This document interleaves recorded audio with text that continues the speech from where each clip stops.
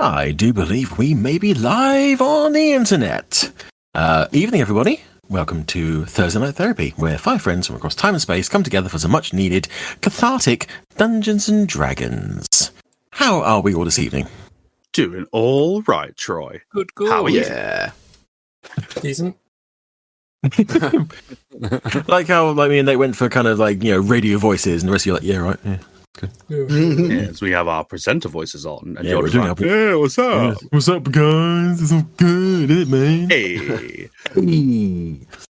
All right, cool, excellent. Well, yeah, we've been away from the D&D for a little bit due to family things and a bit of, the stresses of life and all that malarkey. But we're back now, and hopefully back in the groove after being away for a little bit. So yeah, if we're a bit rusty, just heckle us or something. I don't know. It's fine. Hey, if you're listening to this, this will not reply to because we are playing our D&D campaign and we don't reply on those. No, we don't. But if you're listening to this on YouTube or something and you think that we're being really annoying, just leave us a comment. We love them. It's great, even if they're really nasty, because it makes us laugh. Yeah. All right. Announcements. I think the main announcement really is that we've started a Minecraft series. Because, we're young and hip.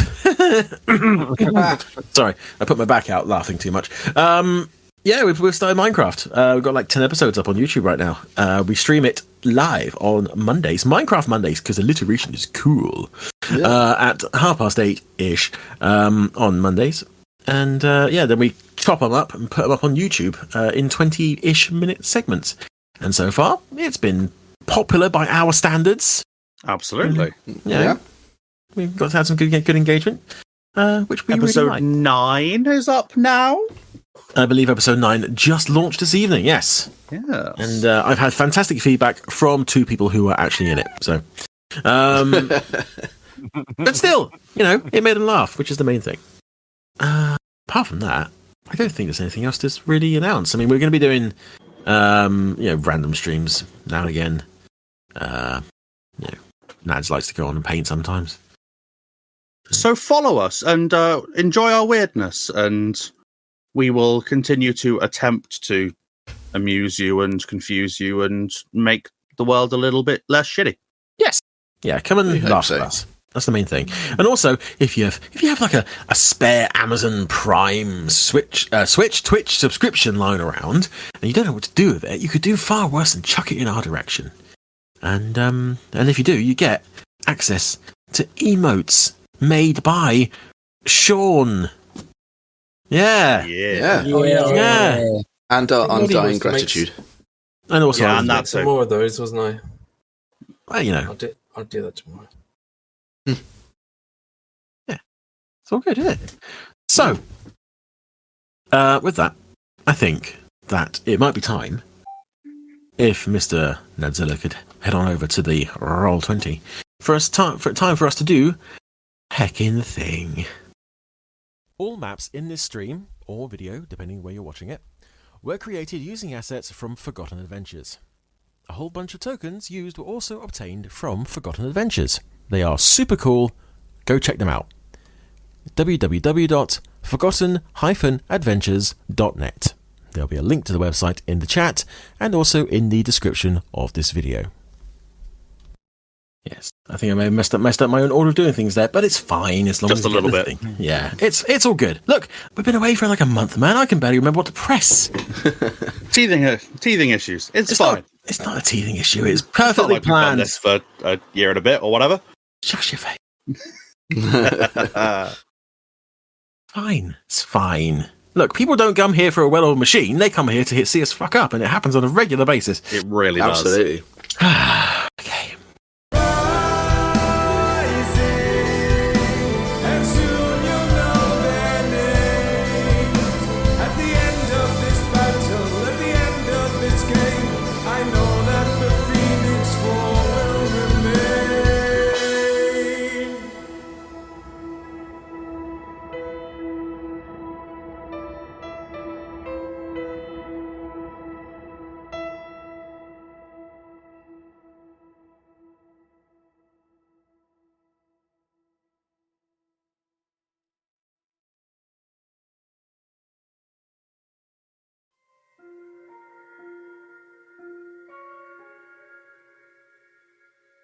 The sleeping man woke up.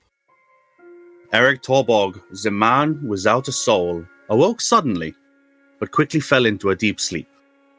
It was such a big moment that I kind of expected something interesting would happen, but it all seemed anticlimactic.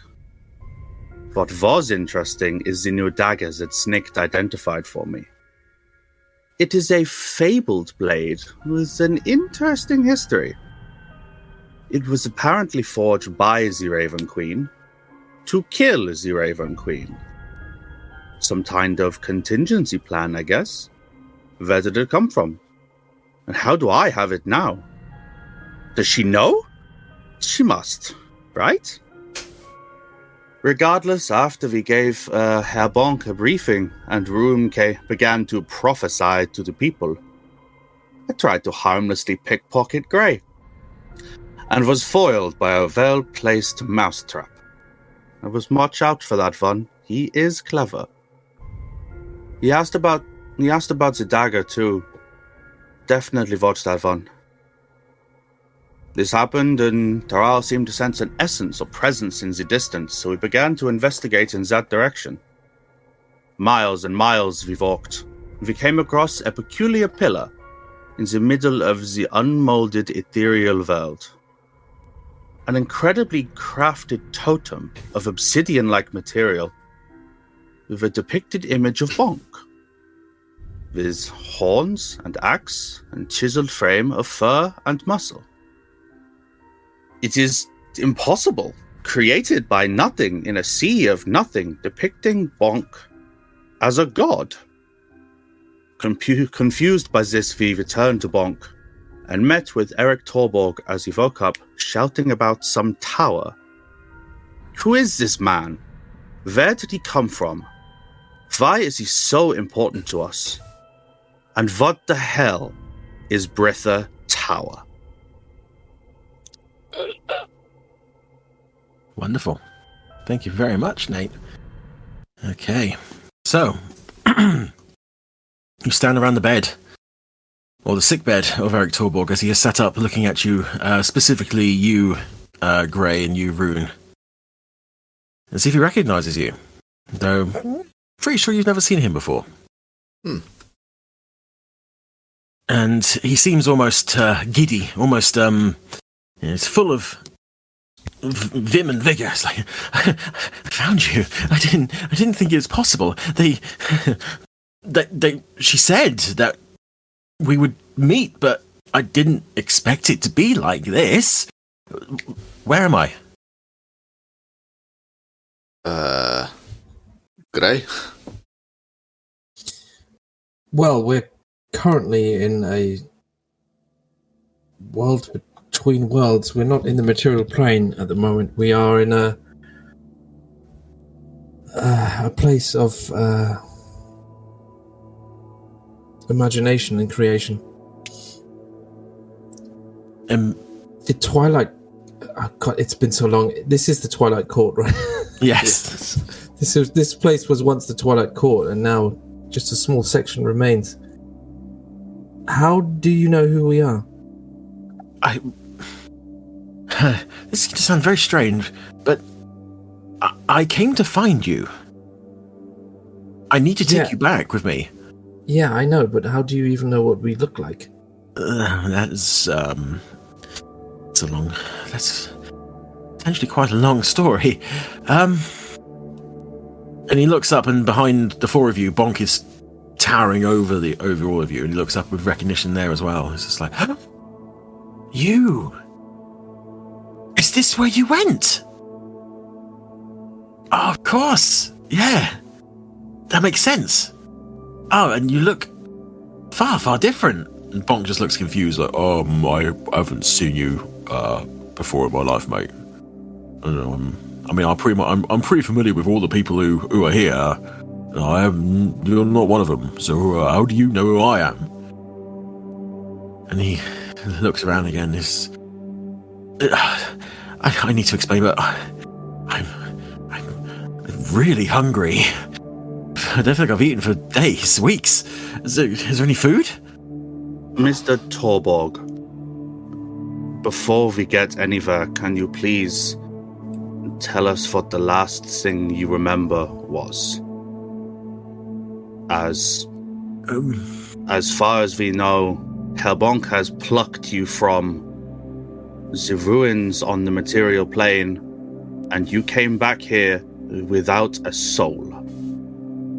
And that is not normal. None of this shit is normal, but you seem to be at the center of something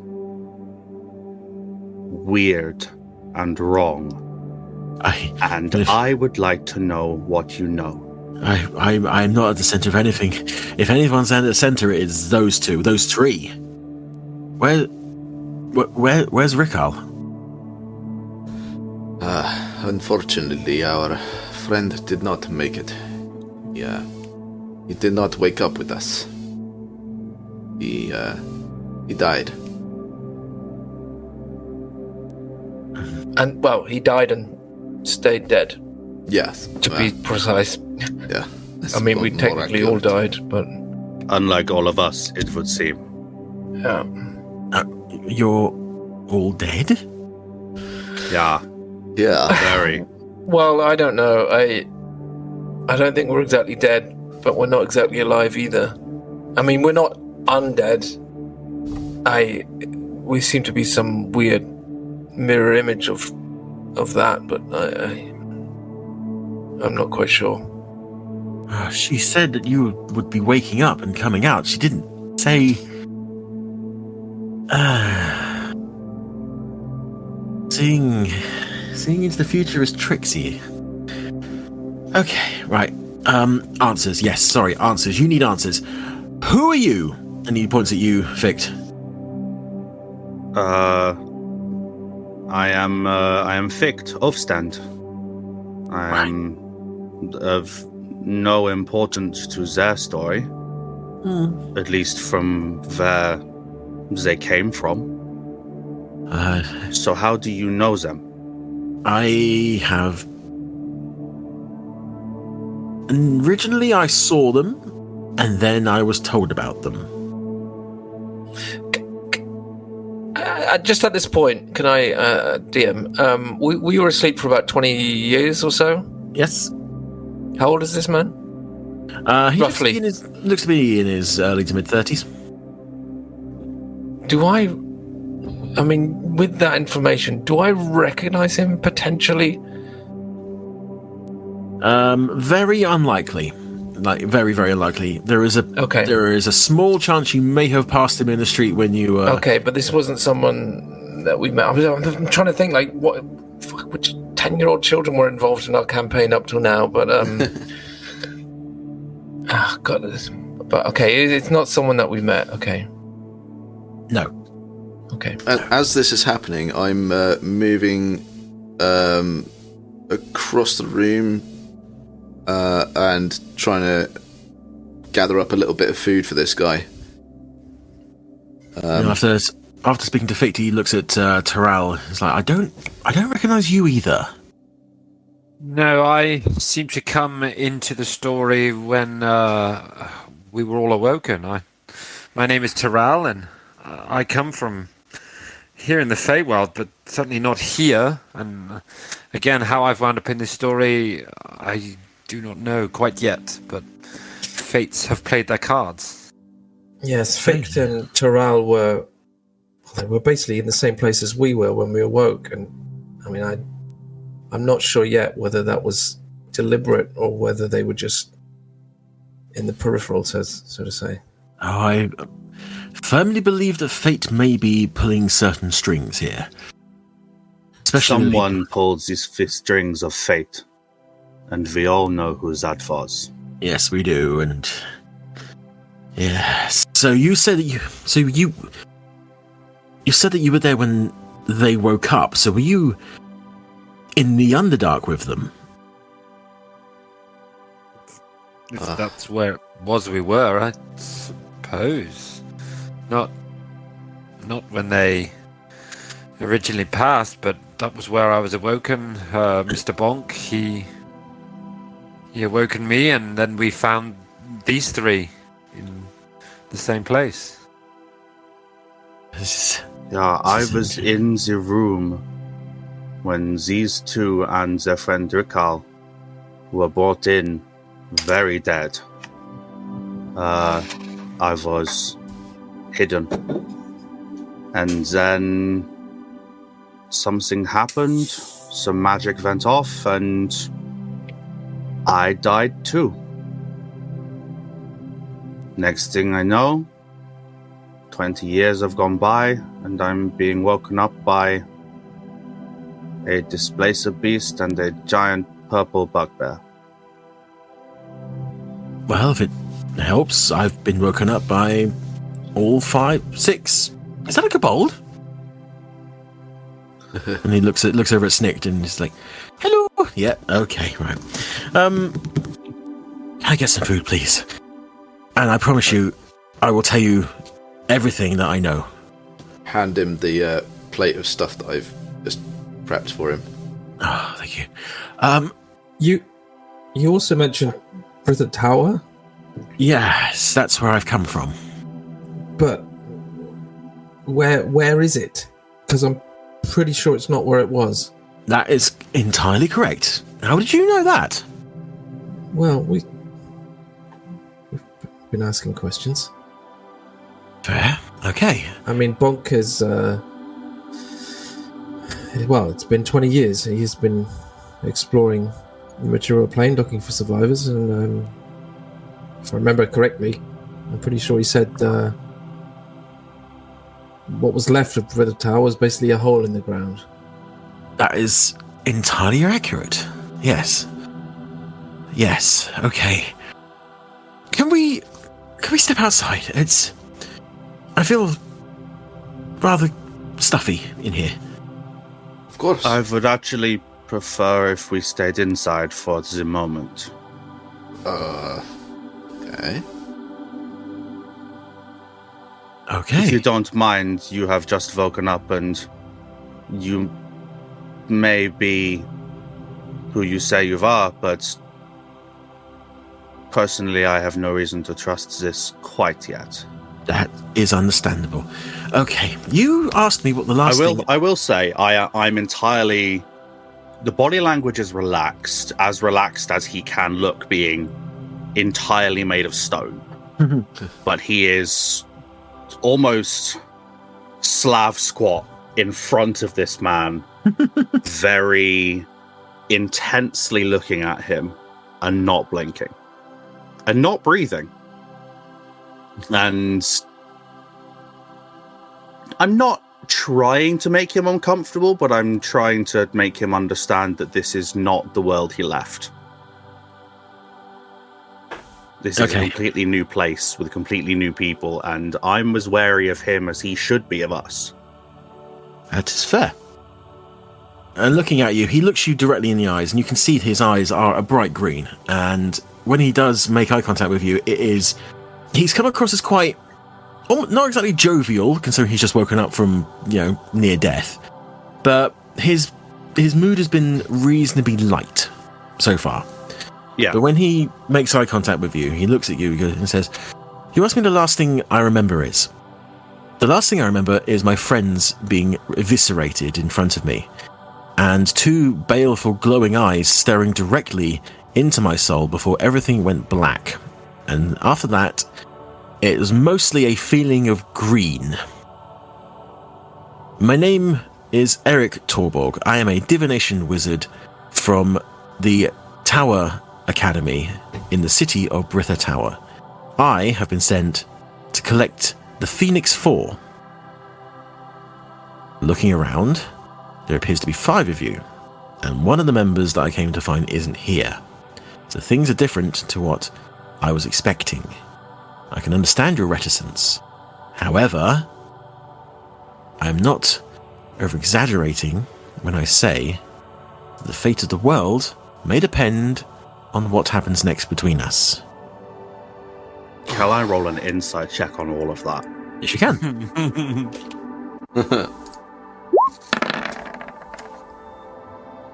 That's a 4. That's a 4. I mean, that's a very, very firm gaze he has there. He is very, he's very, very convincing. I would like to do the same, please. Okay.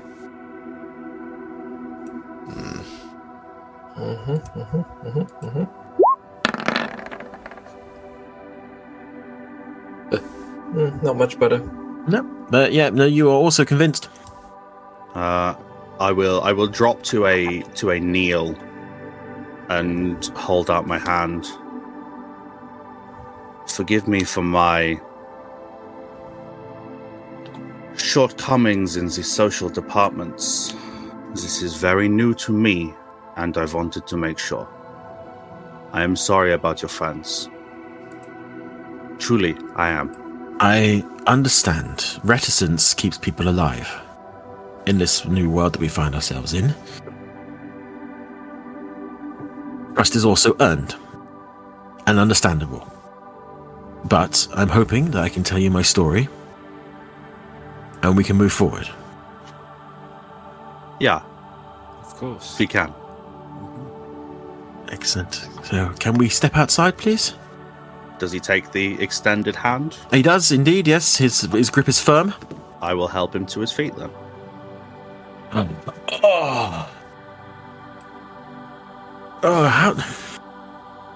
Clearly I've not been myself. How long have I been asleep for?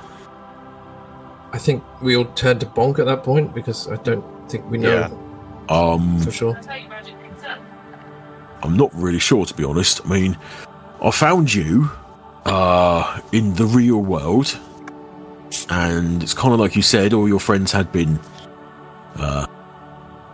spread across the landscape, but nothing seemed to be wrong with you, which was odd, especially as you were breathing, but you weren't coming back. But from what my friends here have told me, that makes more sense now. But I'm sure they could explain to you what they found out. But yeah, I agree. Let's step outside and get some fresh air. He turns around and walks back out through the blacksmith cum medical tent.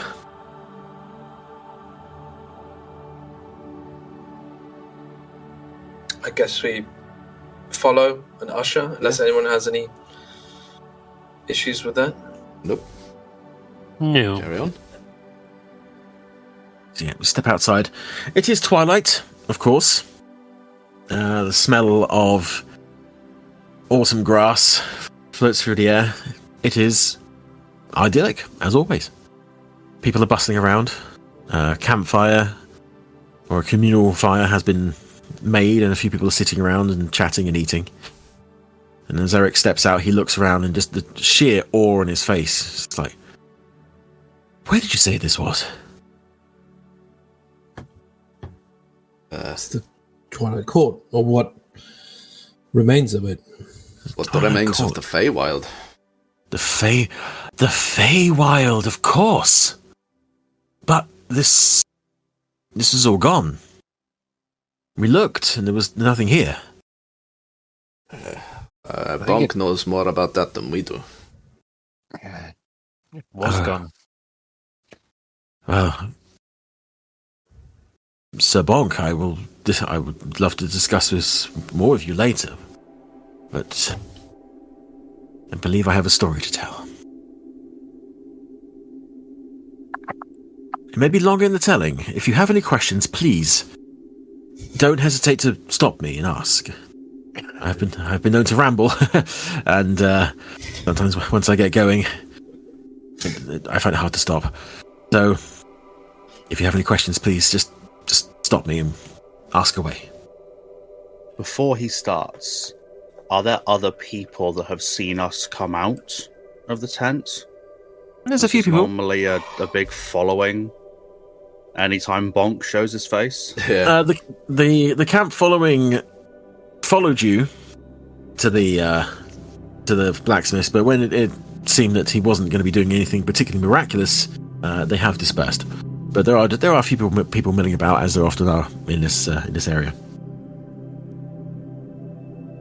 Okay. If there's not a massive crowd gathering, then I will just sit and listen. To give you the full scope of what has happened, I need to tell you everything that has happened.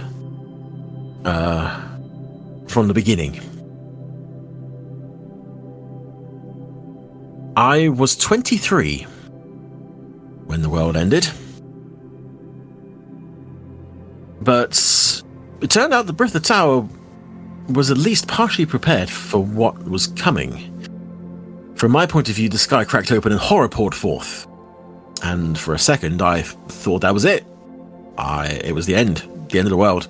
Literally, the sky opened and demons and monsters just poured forth, seemingly directly at me. I thought it was the end. Until it wasn't. They flew down towards Fichte Tower, where I stood and stared, and hit a wall of force high above the city. Later, not much later, I found that this was now called the Dome. And every single creature that hit it spat with sparks and flashed. But it remained stable, and the city remained safe. As I watched in fear and awe, the female voice ran across the city. Remain calm. We will protect you. Which became a mantra of many of us throughout the years that followed. Remain calm. We will protect you. That was the first day. Many, many like it followed. When I was accepted into the tower 5 years later, I learnt that despite the calm exterior, everything inside the tower was not calm at that point. The council had a vague forewarning that something big was coming in the near future, but no real details. A wizard by the name of Relvas Glinkham had apparently gone mad and killed several other mages, as well as staff, in the tower. And we know him. I know you do.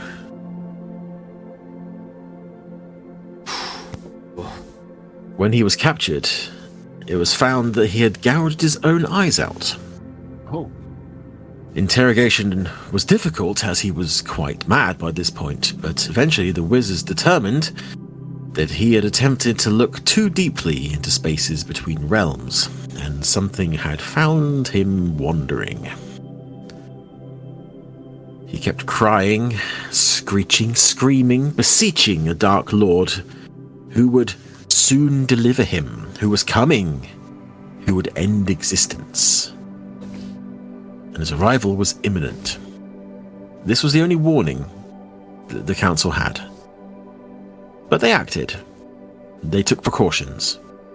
And as it turned out, they were justified. Upon further investigation, it was found that the last people to visit Relvas were a group known as the Phoenix Four. Mm-hmm. One Rune, Grey, Rickhall, and Bonk. Especially Bonk had made quite the impression. A search was immediately organized, mostly through magical means. Scryers and diviners, myself included, found the trail of this Phoenix Four. And we tracked them through magical means to an island to the south of the main continent. And as we found them, we watched most of them die. And then we watched what happened after. We watched them as they were carried into the Underdark, but due to the paranoid nature of the Drow, wards there kept us from following too far. All we knew was that they had been taken. But because our attention was on that particular area, we were the first to see the ripples of reality fracturing as ancient seals were broken and the dark gods began to stir. At the time, a hastily thrown together plan involved creating a dome around the city, which obviously worked. However, it needs to be maintained constantly, as it was no simple casting to protect the entire city.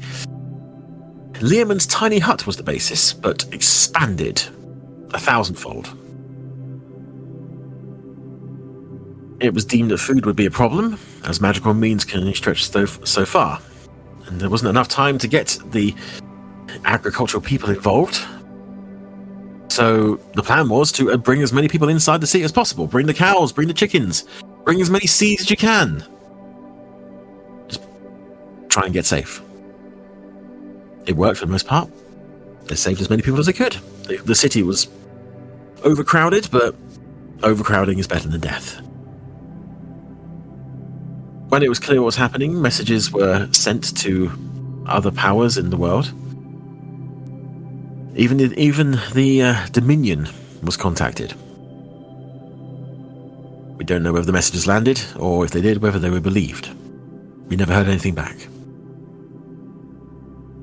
Seekers were brought in to help maintain order in the city and get as many people in as possible. I'm sorry, who are the Seekers? Sorry, yes. A kind of special... You might call them bounty hunters, but that is almost a bit too harsh. We were mercenaries. Mercenaries is maybe a better term. We were part of them for a short while. Ah, really? Yeah. If I don't know if I asked this before. If I look at Gray's hand, does it still glow? Yes, you did ask before, and yes, it does. Yes, it does. Yeah.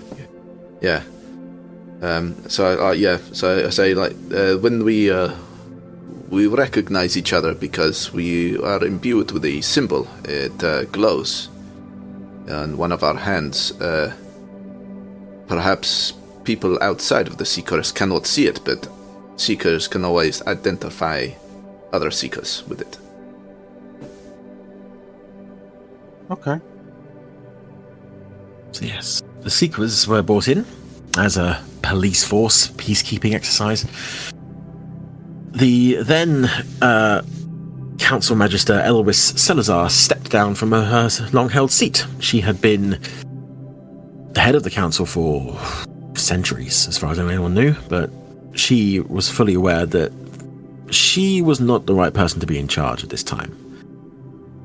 She appointed the Seeker's own Samala Frostscale in her place, as it's better to have a warrior in a time of war than a clerk. So, everything began to fit into place. The dome was ready. People were inside the city. They didn't know when calamity would strike, but it was on the way. There was no time, though. It was coming faster than they realized. I was present, actually, for some of the more major aspects of what happened. The dome protected us from everything that was thrown at it. The wizards of the tower created a small artificial sun at the apex of the dome, because the sky had gone dark. So dark the crops would not grow. Livestock began to wither away. Sunlight, it turns out, is one of the main things that everything needs to live, and without it, everything began to fail. We watched as the clerics and paladins of the gods who died went mad when their patrons fell. All of them except the followers of the Raven Queen, who took up the burden of healing the masses and attempting to reassure people that hope was not lost, though there were many, many times when it seemed that was the case. Inside the dome, watching what was happening outside, it was surreal at times. Sometimes the dome was perfectly clear. You could look out upon the landscape as it was warped and twisted, as fires burnt through and lava erupted from the crust of the earth, as creatures fought and fucked each other. Sometimes, though, they tried to break through. The stone walls of the city held, the dome held, but they crawled up the dome. You could see them. You could stand centimeters away from them as their face leered in through this dome of force. And you could see there was nothing behind those eyes, nothing but the need for violence, pain, suffering, death. Some people couldn't work the walls on those days. They couldn't look. Some people took their own lives after spending one day up there. For a long time, it felt that we were just delaying the inevitable. But we persevered. The dome itself is maintained by a team of 12 magic wielders spread out around the circumference of the dome. Hastily constructed towers were required. They've since been fortified. The mages have to be relieved every 6 hours. It's a careful balancing act to keep a shared concentration of a spell so huge. It happened once or twice when things may have gone slightly awry and the dome almost fell. However, so far, maintained. There are people in Britha Tower now who worship the dome as they would a god. Because at least you can see the dome and you know it protects you.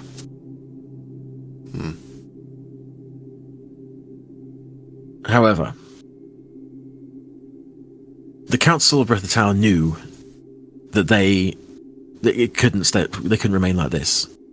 They were essentially a beacon of light in a world of darkness. It was only a matter of time before one of the actual dark gods themselves came to investigate what was happening, and there was no way of knowing if the dome would be able to withstand something like that.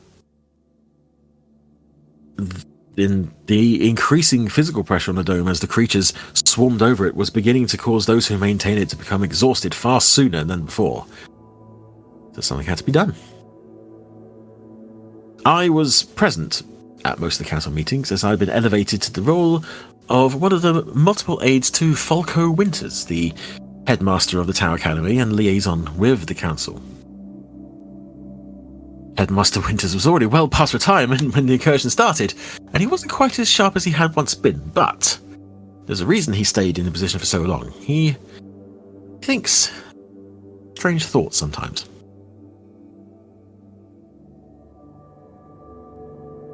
We also, much to the chagrin of certain members of the council, brought on the leaders of the Thieves Guild and the Assassins Guild, Banda Malachi and Nate. It was decided know either of those names? You would be, if you know through your channels, you have a vague understanding of the different guild leaders in different places. In the same way that, like, we might know who the prime minister of a certain different country is. You know, you are aware of the name, but may not have. Very unlikely that you'd have met them. Can I have that Thieves Guild name again, please? That is Banda Malachi. Thieves Guild of Britha. Yes. Thank you.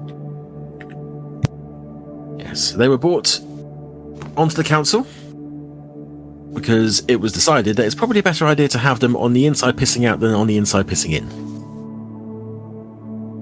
If they can help, it's best to have them on there. This brought the number of council members to 10, with ex-Magister Elwes Salazar on hand to cast her vote in the event of a tiebreak. After many lengthy arguments, a decision was finally made. City would be transported to the Astral Sea. Initially, it was decided to relocate to the Fey Realm, but when we diviners peered into the Fey Realm, it turned out there was nothing left. Clearly, some sort of calamity had already occurred here. Very unlikely that any kind of safe haven would likely be found. At which point he looks around and says, clearly we were wrong. But I'm sure that has a story.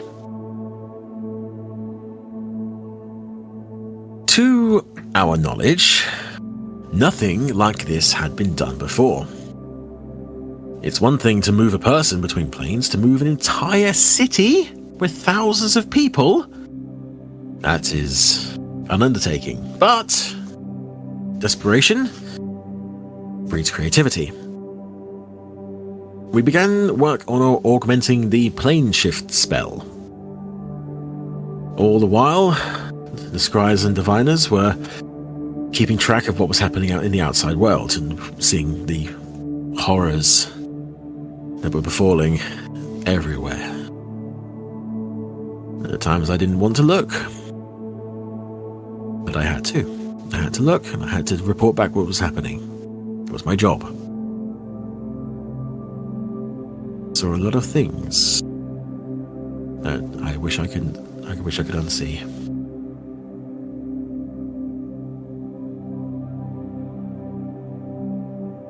So, yes. We looked into the Astral Sea, and from what we could tell, it appeared unchanged, but it's difficult to tell with such a place. The risk was incalculable, but staying was a death sentence. So we decided that better to die by our own hands than wait and be destroyed by dark gods. It's almost like a lose-lose situation.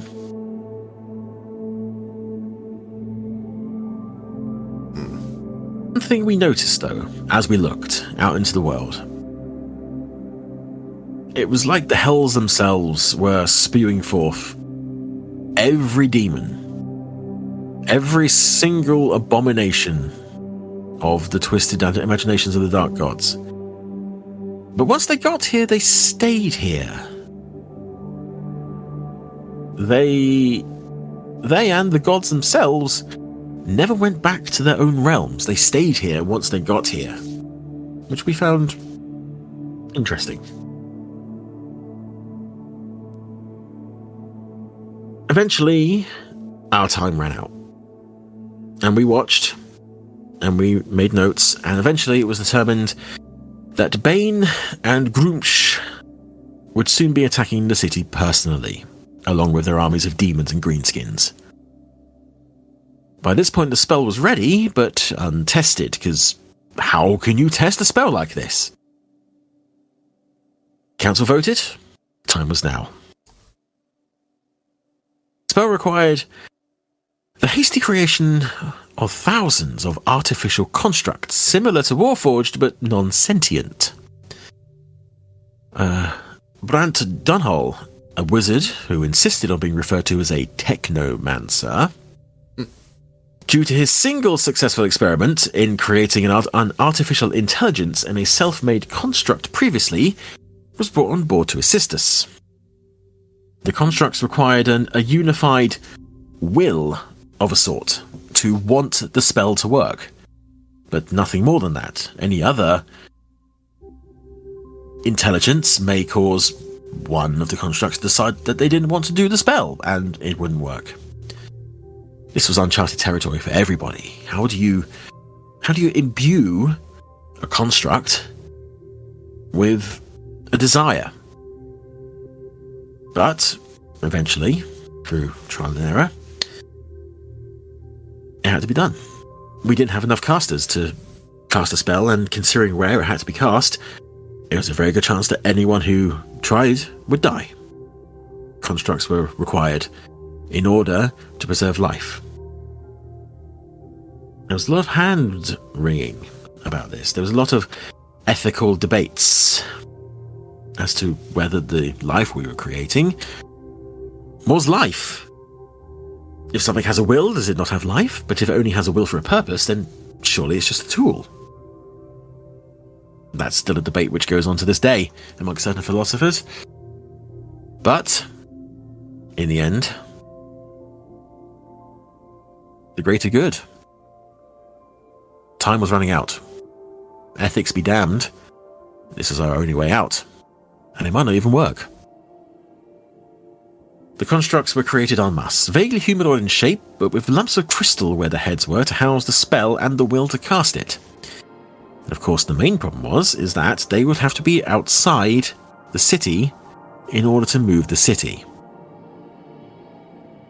The question was, how do you get them out there? Do you drop the dome and hope for the best? Suicide. Luckily, Random Malkai of the Thieves Guild had the answer. Turned out it was a good idea to bring them on board. They had been using tunnels to get under the walls of the city for centuries. And seeing as there had been no reports of creatures gaining access to the city since the dome went up, it was likely that the tunnels were still clear and hidden. The plan... A little smirk. Yes. That probably wouldn't be contained at any point, just a smirk across the thief's face. Tunnels that people don't know about. I wonder why you'd like those. Bit of a shared pride. A little bit. Proud of my fellow thieves. In the end, the plan was successful. The constructs were smuggled outside the city in droves, the assassins and seekers assisting the thieves and wizards in keeping the monsters at bay when they were eventually discovered outside the walls. Many were lost in the skirmishes that followed, as was expected. But the constructs were in place, and the spell began. Fortunately, the wizard, whose name has been lost to history, cast the first spell into the first construct and began the chain reaction. An enormous circle encompassed the city, and the spell ran the circumference at the speed of thought. And in a flash, the city was gone, leaving behind a crater and thousands of confused demonic creatures, as well as thousands of burnt-out constructs. From the inside of the city, it was like a candle being lit in a dark room. 1 second above us, dark, swirling blackness of a scorched sky. The next, full of indescribable colours. Out of character, I've just realised that I got so into that I forgot to change the map. Huh. Oh, cool. Oh. That's very interesting. That's awesome.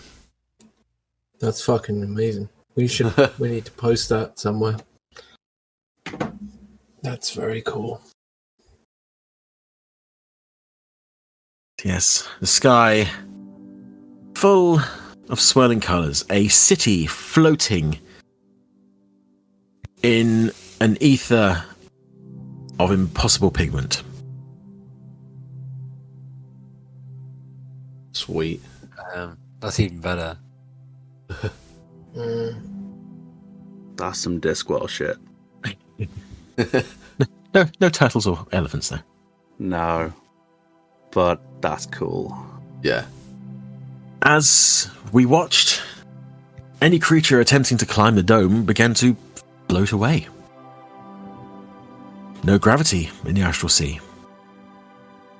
Anything that was clinging to the terrestrial dirt that had been transported with us would have to be dealt with at some point, but at this time,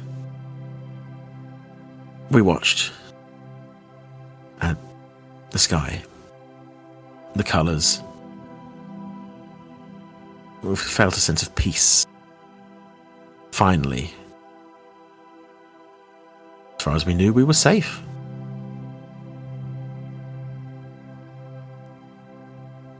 However, time acts very strangely in the astral sea. After much experimentation, it turned out that crops would grow with the help of the artificial sun maintained by the tower. Milk would curdle if left too long. Food would go off. Beer would brew. Everything to do with the natural order of things in that respect worked fine. Except after a while, people began to realize that people were not aging. And this was a problem. The young and healthy saw no issue of this problems, but issues began to present themselves. Those at the end of their life stayed that way. Pregnant would-be mothers remained pregnant, potentially forever. After a year, as recognized by the timekeepers of the tower, a significant portion of the populace was becoming very vocal in their demands that something be done about this. And quietly, the council was also becoming concerned. A society that did not age would stagnate and likely collapse. But what could be done? What steps do you take in this instance? In the end, it was decided that two groups would be created. The first being a team tasked with finding a safer way of having the city travel between planes, and the other, which included myself, needed to see if there was anything that could be done in the prime material in respect to fixing things. Can we fix them? Can you fix this? The world ended. The gods won. Evil won. Can you fix that? But all we had was time. And we bent ourselves to the task. The only line of inquiry we had was the crazed Relvas Glinkum, still alive and raving in the bowels of the tower. Clearly he had known something was coming before he lost his sanity, because he had sent a group of adventurers on an errand. Perhaps whatever they had been searching for might still be useful. Interrogation of Relvas was no easier than it had been before the world fell, though now he mostly wept that he could no longer feel the presence of Zonkuthon in his mind. News that was fed back to the council as a positive sign, because if he couldn't feel him, then it's more likely that Zonkuthon had no idea where we were. Another argument, perhaps, that we should stay where we are. However, there was the issue of aging. I have to ask something. Are we just using his name now? There's no point in not using his name. Okay. In other places like this, we found that it is more than likely that he can't sense it. When he was in the Shadowfell, using his name was a beacon to others on the prime material of his followers. Now, the proverbial cat is out of the bag. Ah, okay.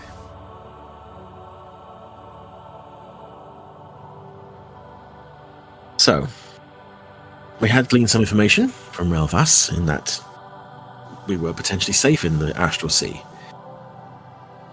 But it doesn't bring us any closer to finding out why he had sent this Phoenix 4 out on a mission to find something for him. Drastic measures had to be taken. I was not privy to the methods used in gleaning information from him, but I've been advised that psychic torture was implemented. As distasteful as it was, it gave results.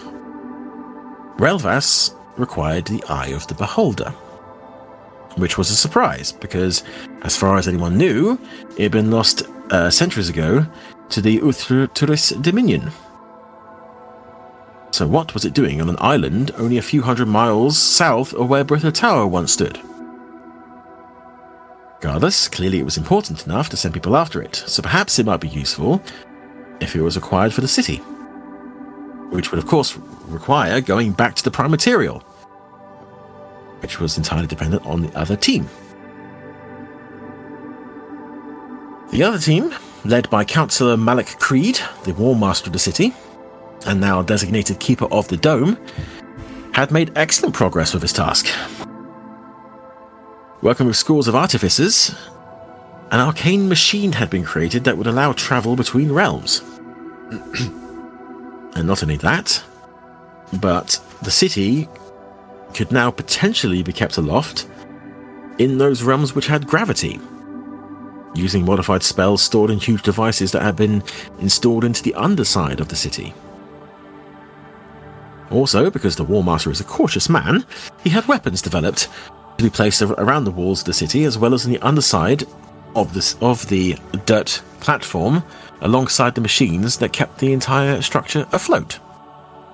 Hopefully. Returning to the prime material was not the traumatic affair it had been when they left, but it wasn't without its own issues. We hadn't really considered that we had been gathering speed in the Astral Sea, and we would maintain that velocity when we entered the real world. After a close encounter with a mountain that appeared to be made out of bone and organic matter, we ascended above the thick, oily clouds. And finally, after what felt like a very long time, felt real sun on our faces again.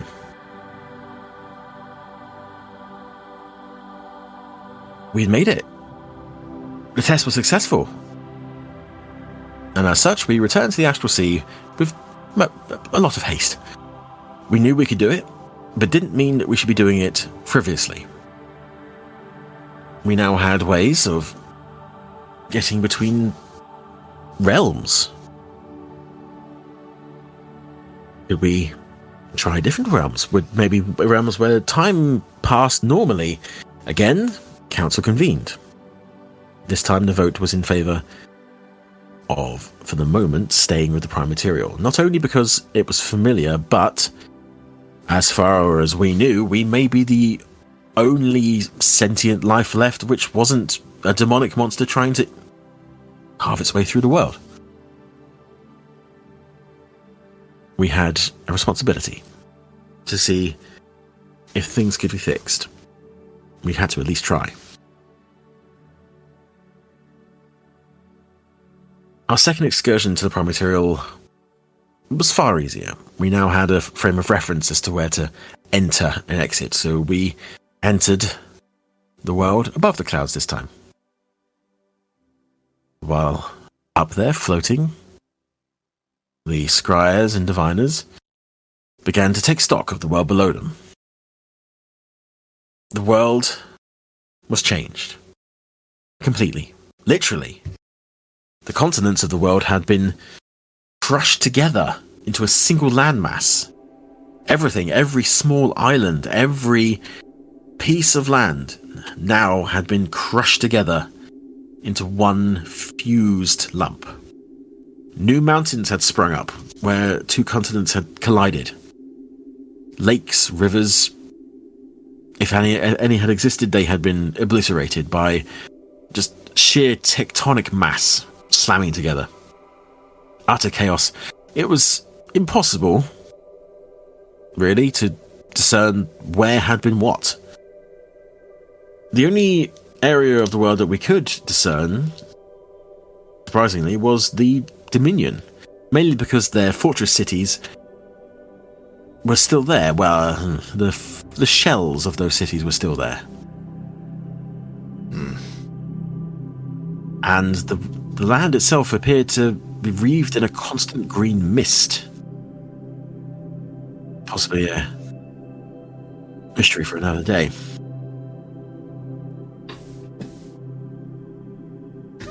In the center of this new supercontinent, we couldn't see. Something obscured our vision.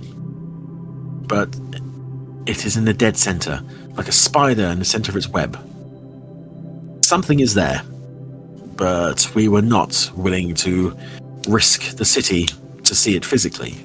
And if we could not see it with our own eyes, quote unquote, for diviner's sake, for the moment, best left alone.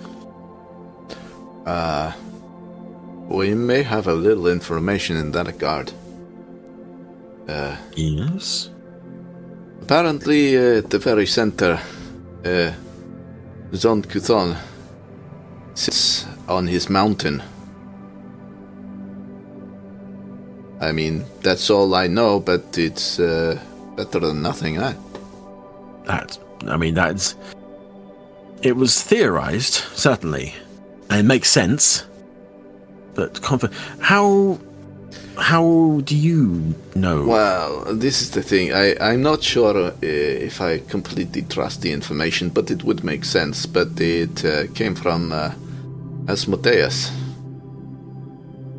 Excuse me? No, it did not come from Asmodeus. A servant of Asmodeus. The god Asmodeus. You spoke to a servant of.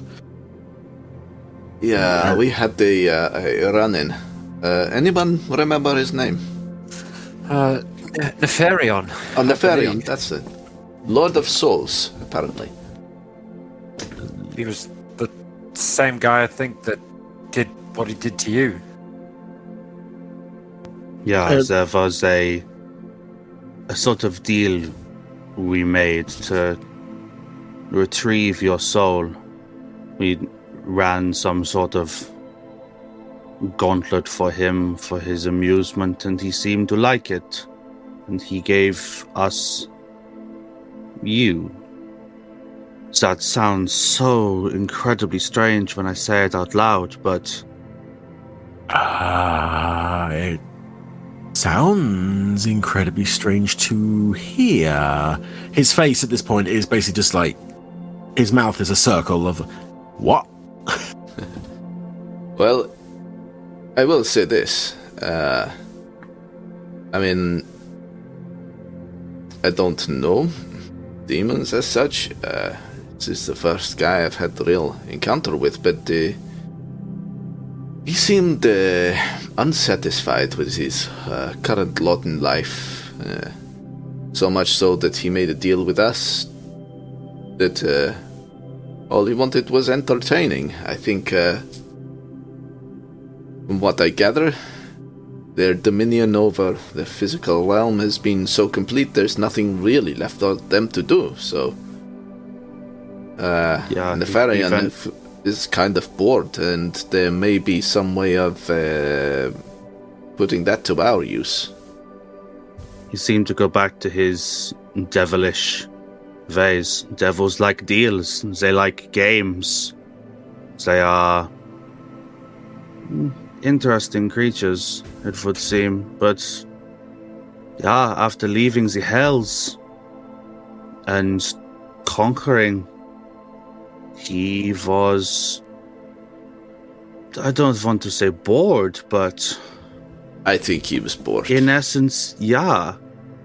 So when we turned up, it piqued his interest and he wanted a show.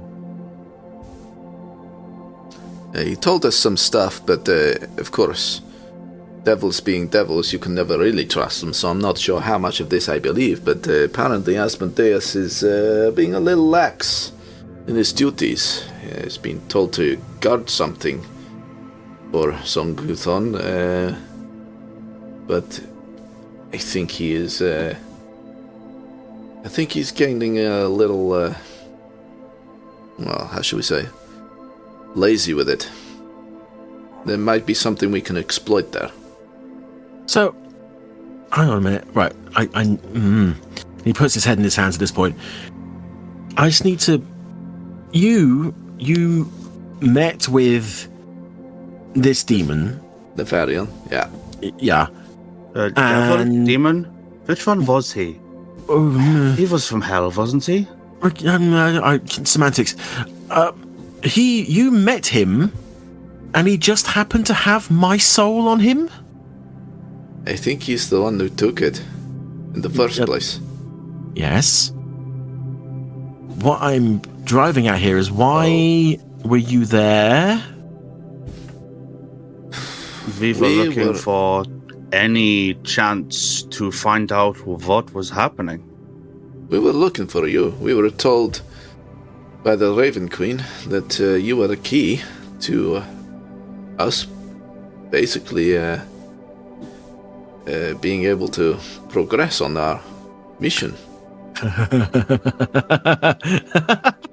Oh, that bitch. Ha ha. Ha ha. So She knew. she Oh. sent us, yeah. She sent No. us to... Oh, you fucking bitch. Oh, I'm gonna... Okay, there's a story there. Yeah. And now he looks... He's smiling, but the smile isn't reaching his eyes. He's pounding his hand into his fist. He's like, oh, yeah. Oh, no, she knew. She knew what was going to happen. She fucking knew. Okay, we'll get to that. Okay. We will get to that.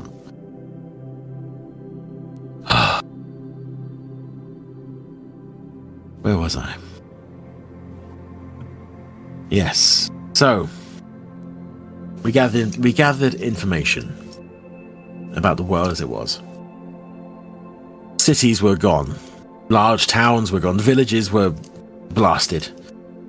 Armus Rex was a ruined crater, something as if something had been given birth from, which, as we later found out, was literally the case. Monsters and demons, abominations everywhere, like maggots crawling through a carcass. The Drow and other subterranean races appeared to have migrated to the surface now that the sun had gone and the world was in perpetual gloom. Whole swathes of the earth appeared to have been ripped apart, just without rhyme or reason. Lakes, rivers running with blood and mucus and other vile liquids. The lifeblood of the planet, lava spewing forth. No vegetation was left, plant life having been corrupted and turned to foul mush. Though, there were a few exceptions. Started finding strange purple trees scattered across the world that appeared to be immune to the corruption surrounding them. It is odd to see tiny flickers of colourful life in a black miasma that covered the land. Well, we can answer where they come from. Oh, I think I may have guessed. Yeah. Looking at Bonk now, just gauging his reaction to everything that's been said. Bonk's just sat there, his mouth is just like half open, just absorbing all of this. Because a lot of this is information that he had no idea about either. This is all filling in like a 20-year gap for him. Yeah. Yes. Councillor Uhok and their druid cadre was brought in, and after some testing, they confirmed that the tree that we were hovering over was indeed alive, and could also be accessed using a modified tree stride connection. We used a healthy tree inside the city, and a connection was established. And a team of seekers, and with a single druid, went through to the wastelands below. And they were successful, stepping through here and appearing down there. Their sense of triumph was slightly short-lived when the ground itself rose to attack them, causing the party to retreat hastily. However, the excursion had proven two things for us. The trees could be used to access the land below, and that the land in question was incredibly hostile. So, our next objective was to locate the islands that the Phoenix Four had been sent to. But, seeing as all land masses were one now, and fused into a single entity, finding one small island amongst all of this would prove to be very, very difficult, especially if it wasn't in anywhere near the geographical position it had been before. I hate to admit, but we thought about this for far too long before someone pointed out that we weren't trying to find an island, we were trying to find an object. And once we started looking for the object itself, using certain spells, it turned out it was much easier than we had originally thought. So, the item was located. We flew the city over to its location, above the clouds, and found the location of the X Island, which was now quite a significant distance inland. However, there was no trees around. And we had no way of flying ourselves down from the city, and regardless, we were not happy about dropping the dome. We had seen things flying around below us in the clouds. Small things and immense things. Huge dark shadows, leaving behind trails of fire, black smoke, green ichor. We had no interest in leaving ourselves vulnerable. So, we looked further afield, and eventually a pepo tree was located. But it was a lengthy trek from there to the X Island. A large team of seekers was assembled. I chose to go with them, in case we need to locate the eye when we got close to it. And of course we took a druid with us. The mission ended in success, but not without casualties. Several seekers lost their lives on the way, falling to horrors I can barely describe. But eventually, we reached what appeared to have once been an island. And a building with monastic feeling to it, some chambers off to one side, a trapdoor. Casting the location spell, though, we found that the eye itself was towards the back of the island. We considered going down, but explored further, and trekking around what appeared to be the circumference of what was once this tiny landmass, found an entrance to a temple. Very strange markings, very angular, creatures that, in profile, etched into the stone. Found a stone door, and after some force, shall we say, the seekers managed to pry it open. And we found ourselves in what was clearly a treasure room of some kind. Lots of gold, but what use is gold now? It's just a soft metal. We did find, however, a few lesser magical items. And finally, the eye. As described. Floating disembodied eye in a glass orb. I was mildly perturbed when it turned to look at me as I approached it. But placed it into a bag. We made our way back. Returning to the tree was as arduous as the previous journey, and at one point, our druid, a young tabaxi by the name of Zuri, almost lost their life to some mutated skeletal creature. And it was at this point that we realized that if any team on excursion lost their druid, they wouldn't have any way back to the tower. So I made a note to discuss this with the council that we needed some sort of contingency, which has luckily since been put into place. We took the eye before the council, and honestly, it was quite anticlimactic because no one really knew what to do with it. We had this item, we knew from the legends what it could do, but what do we do with it? What was it for? Eventually, Councillor May of Keo, our liaison between the council and the Church of the Raven Queen, took the eye and peered into it. She said, which ironic now, knowing what I know, that this was the Raven Queen's will. So she looked into the ball and explained to us what she could see.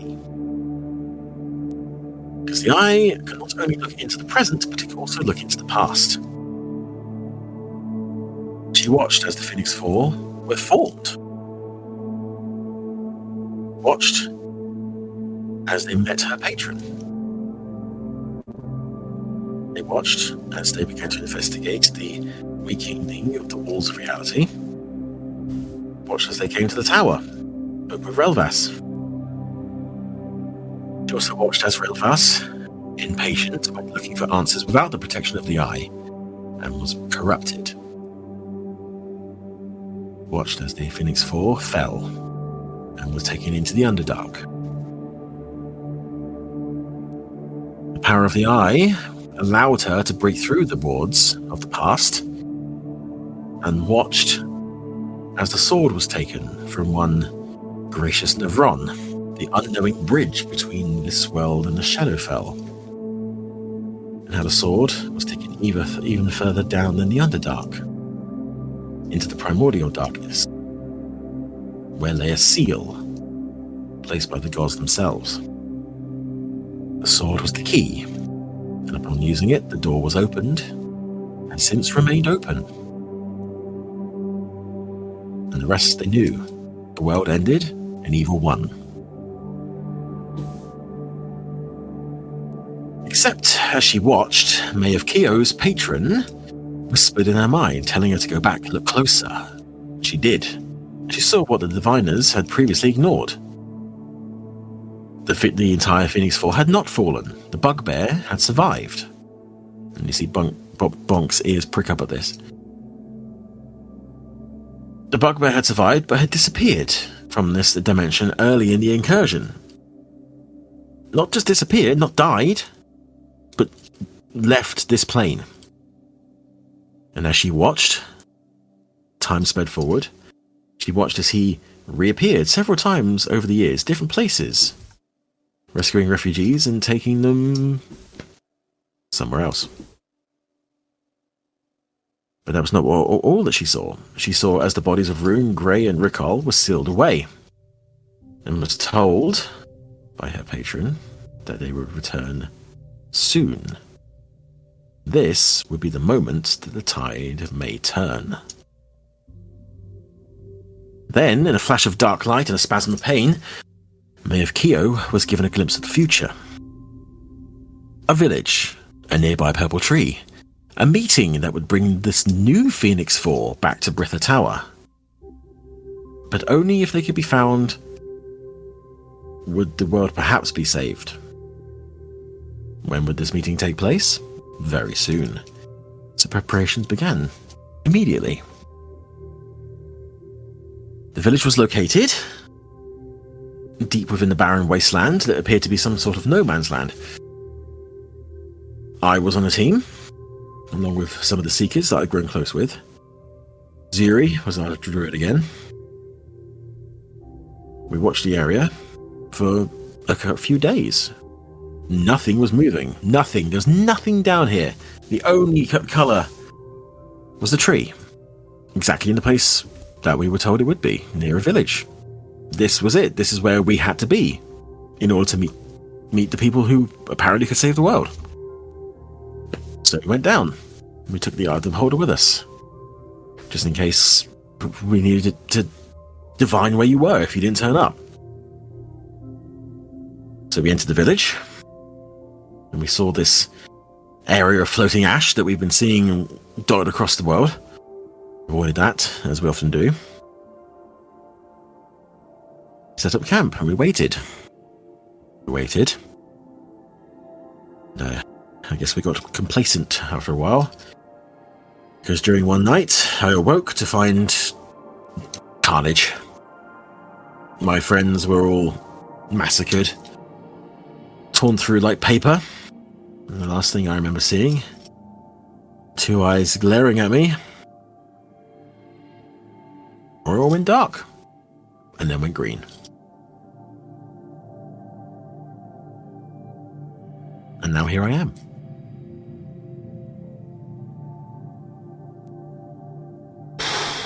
And now you find us.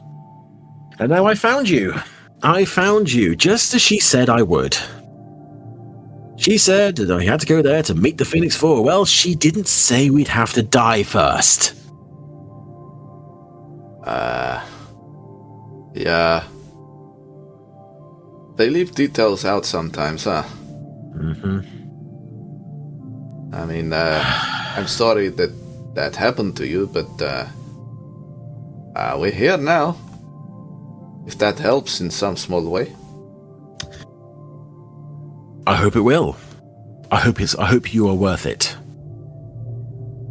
Well, That's an awful lot of responsibility on us at the moment.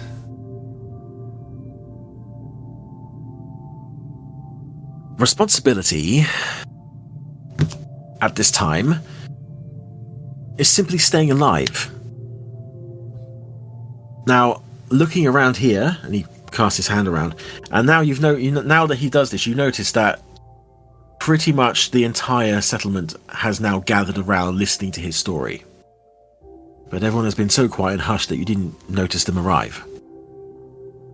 And he looks around and he gestures to everyone stood around, saying, "We thought that we were the last ones. We thought that Brithatau was the only bastion of life left. And I find here a settlement. I should be elated. But honestly, I'm tired. For years, it feels like we've just been fighting. And fighting.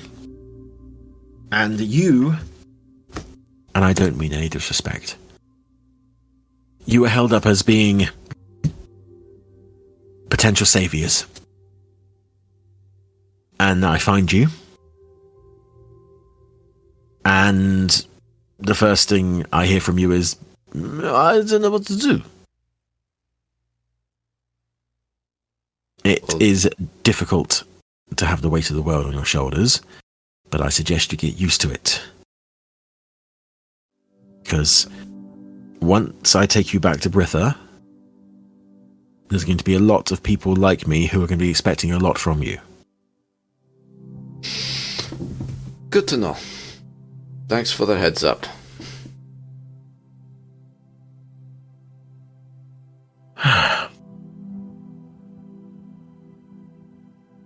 So, any questions?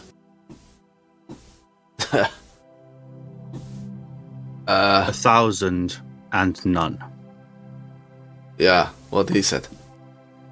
See, what is interesting, what I find very interesting,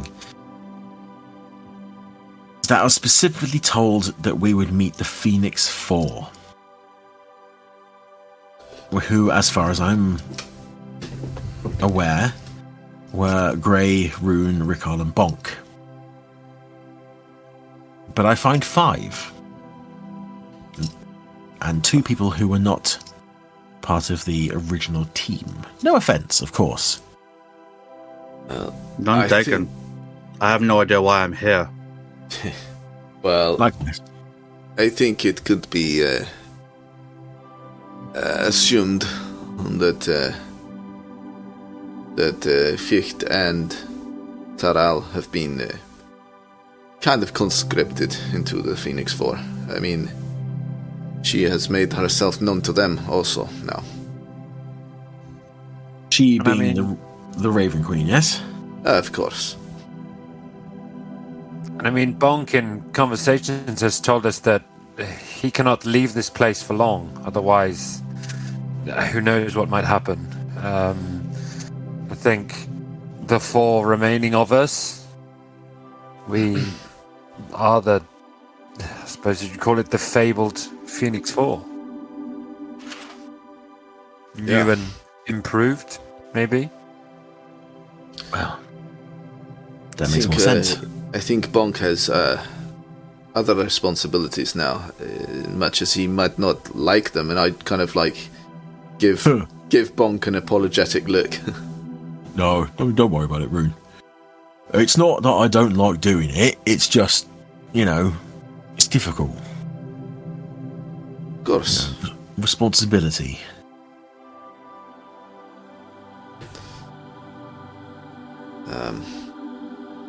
It is what it is.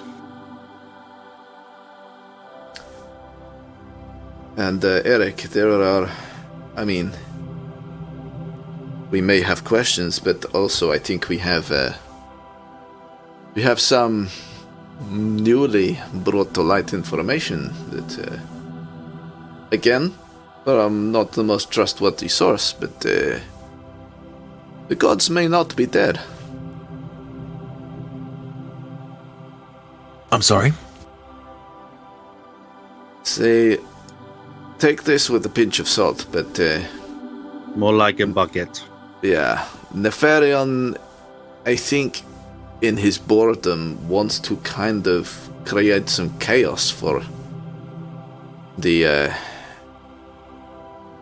evil gods that have usurped the places of the Prime Pantheon. I think he's an agent of mischief of his own entertainments, and he did intimate to us, or actually he just flat out said that the gods are not dead. They are being kept somewhere.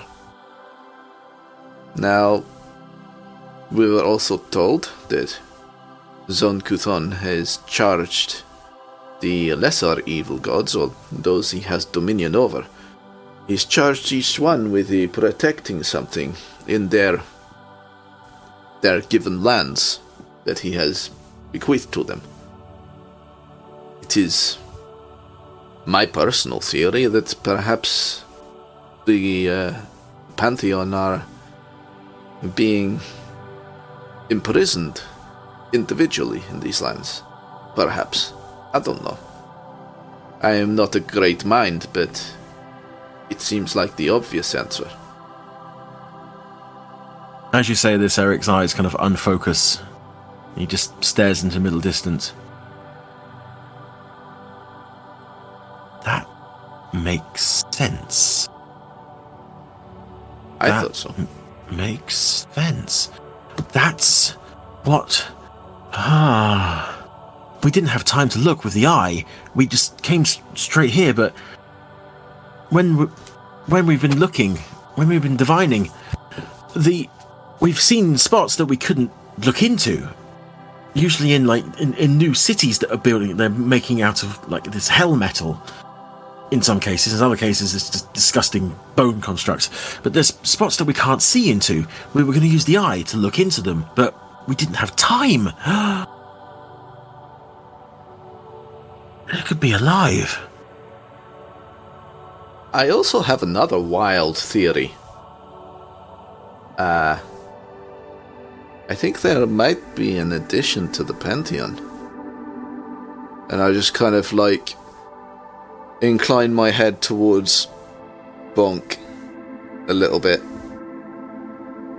And I'll say, the people of this place look to him as their savior, and it's kind of a little creepy, but they hold him up as almost a deific being. And I know that there is power in belief and power in faith and in names. Could it be that an ascension could take place? As you say this, he follows your head nod over to Bonk, and as you say this, Bonk is looking at you, and his face is thunder. Rune,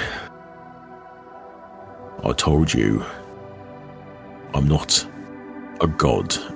I'm not interested in it.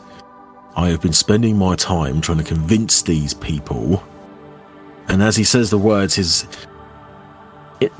in the flickering light, because as you realise now, it is actually dark rather than twilight.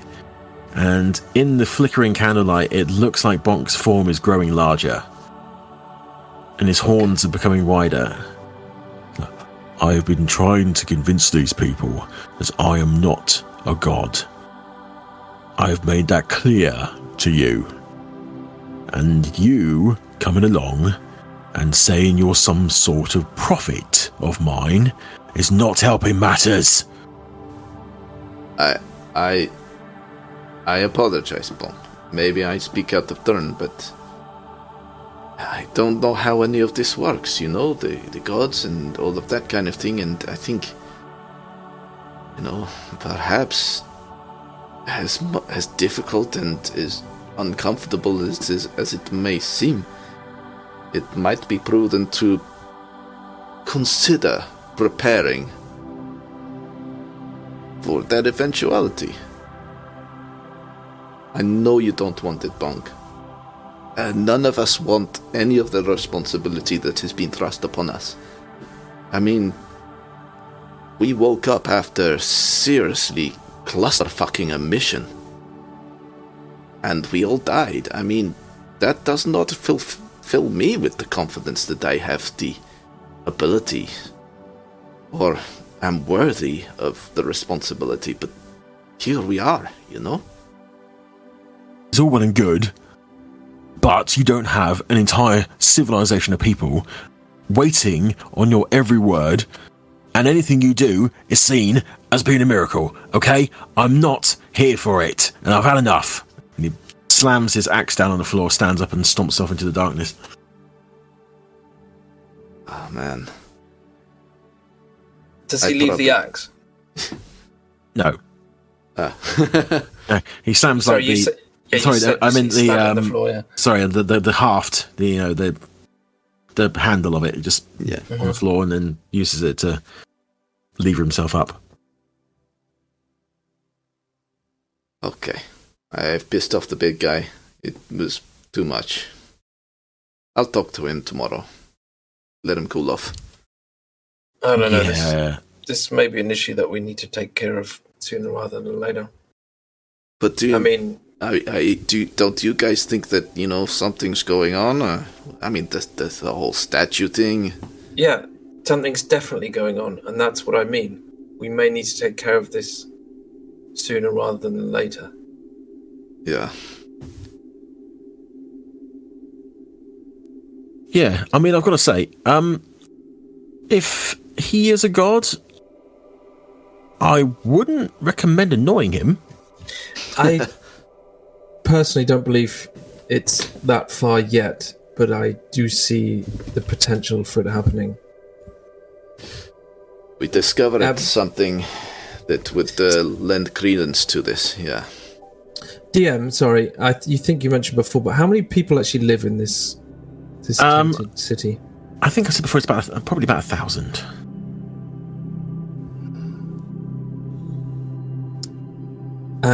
Okay, and turning back to Eric.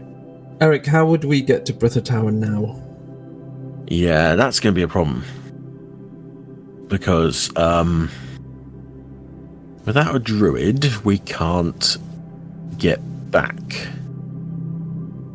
But how would we if we had a druid? Well... Using the trees? Yeah, that's how we've been doing it before, because normally I would bring Zuri on in this one, but... And what would she do? Well, she knows the way. The whole way that the tree walk works, from what I understand, is that they walk through a tree to another tree, and then they just know where that tree is. Taral, this isn't something that you can do, right? No. It's very much far beyond me. But obviously... But wait. But this is what Bonk has been doing. That's what Bonk does. Exactly. Yeah. As far as I know, you need to know where the tree is to go to the tree. And at this point, I have no idea where Britha Tower is. Bonk just needs to know that it's a purple tree. He just knows. He is able to pick any one of them and go to it. If we can get through to one of the purple trees, could your druid come to one of the purple trees? My druid is dead. Oh, shit. That does create a problem. That is more of an issue than you had previously let on. Where is the body? Well, from what your bugbear friend said, across the whole of the village that you found me in. What would the body help? Oh no, it's just, I didn't know if there is some kind of resurrection magic that we could eventually perform or find someone to perform. But if there's... Beside the point, there is a contingency. Oh, okay. As I said, we thought about this. There was always a chance that a party may be sent out, and the druid might fall, which would leave the party stranded. However, it's not going to be easy getting there. Where is there? I don't think the mountain has a name, but we just call it Bell Mountain now, because we didn't know what it was called before. High up in one of the mountains is a temple that we have, shall I say, repurposed? In order to prevent anything from getting in there, it is sealed up tight. But within the temple is an astral bell. It's tuned to another bell that is in the tower. If the bell is rung, then the people in the tower will know that someone is at the mountain and needs picking up. Ah, okay. That's amazing. Yes. We scouted the area after we decided where to put this. There aren't many trees around, purple or otherwise, that would take us directly to it. Okay. Well, okay. Well, moving around out in that world is difficult, dangerous. So maybe we just try and find the nearest, and then make a beeline. I know I've got a horse I can summon. Gray, you can fly? Yeah, if needs be, for a while. I have Volis. Yes, Volis? I mean, And I can between run. us, I think we can travel pretty fast. And, what about me? I mean, you can ride on the back of my horse if you'd like. Or you can fly if you want. Or that.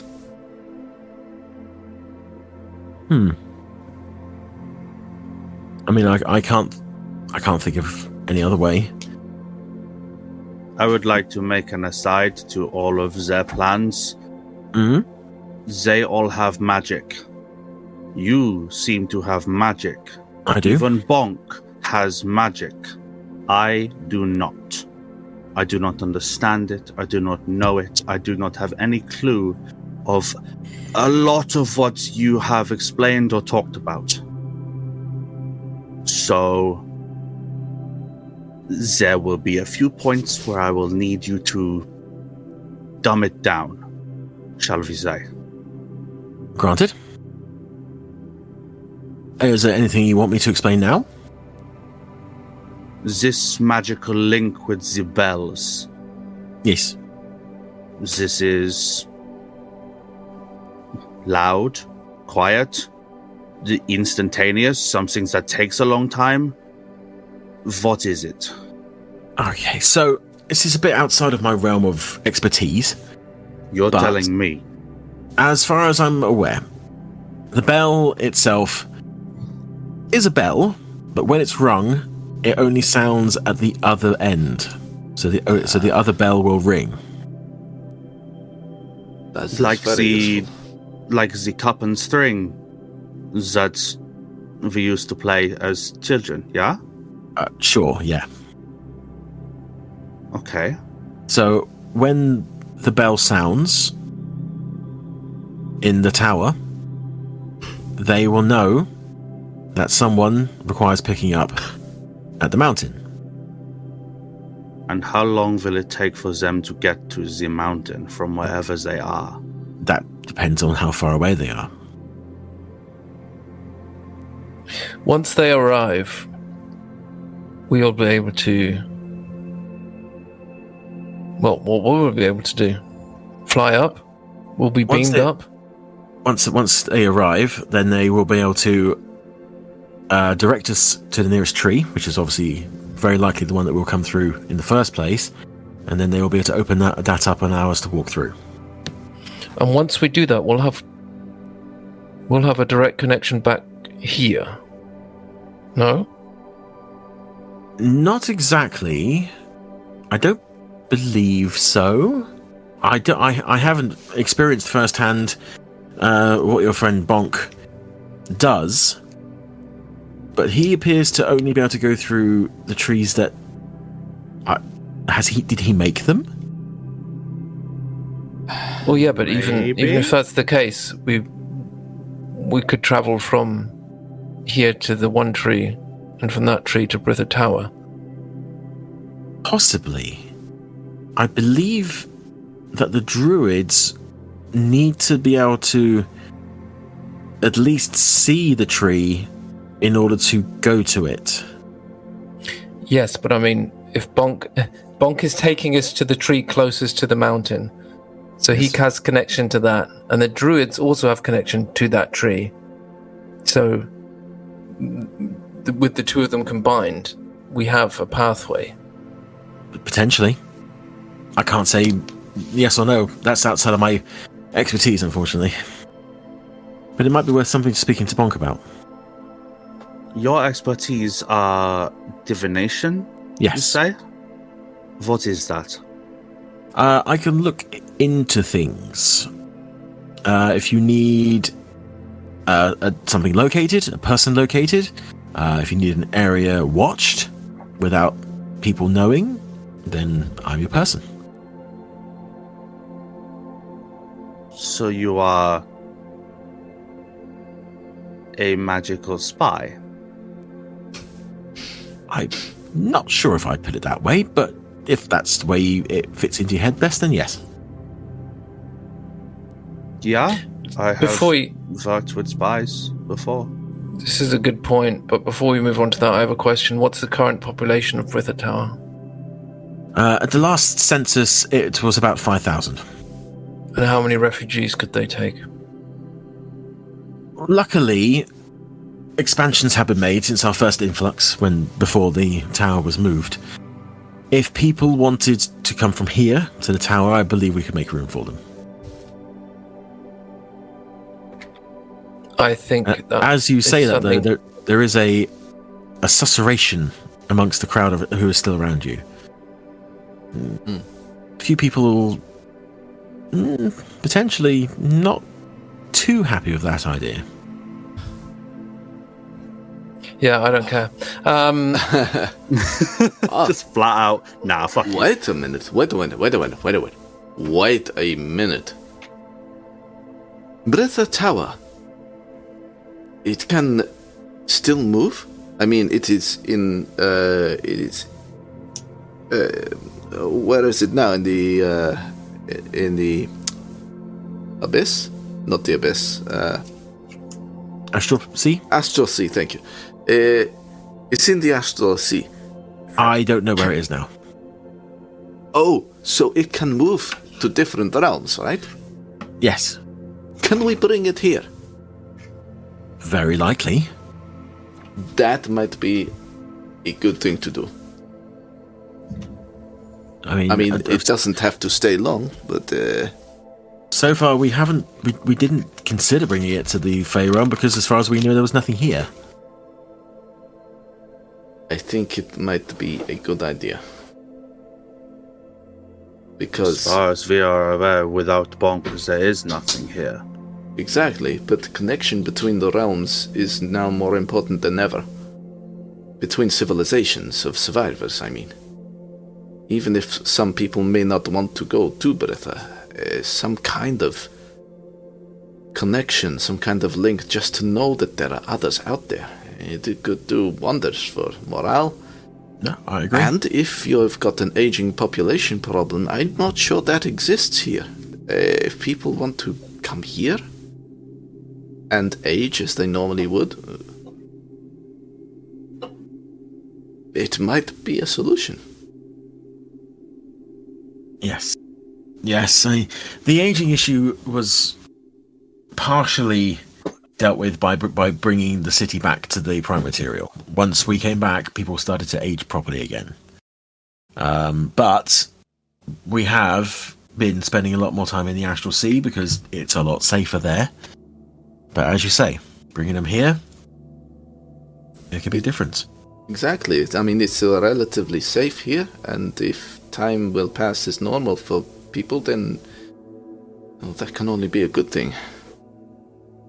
It's for the council to decide in the end, but I'm sure once communications are opened between Bonk and any other ruling party that may be in this realm, decisions can be made. Excellent. It's a start. It is a start. And I think more importantly, it's hope. Yes. It is in short supply.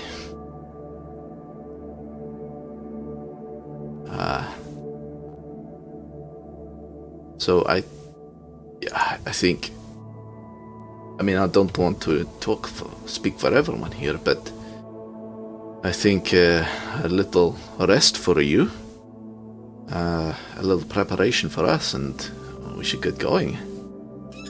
I want to talk to Bonk before we leave, smooth things over. I would like to speak to Bonk as well, but yes. Yes. It's odd. I feel like I've been asleep for a long time, and yet I'm very, very tired. I get it. Okay. Is there anywhere in particular I should sleep?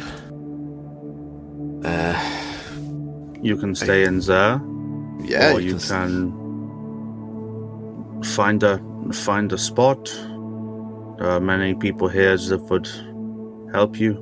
Bonk has a dwelling, if that would be more comfortable for you. I'm not entirely sure I feel comfortable being around an angry bugbear potential god.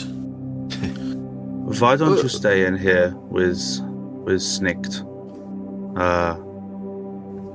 And I will probably be in here for a while as well. Oh, Snikt, is that the kobold from inside the building? Yeah, that is the kobold. And when you say his name, he's actually stood behind you. Oh, hello! Look to my house, if you wish. We have bed. You've been sleeping in the bed already. It is fine. Come with me. And Eric kind of looks down at him like, "What? Oh, okay. But this is the thing we're doing. Okay. Okay. Good night, I guess." Good night, Eric. And it's nice to finally meet you. I mean, I feel I may have been harsh earlier. I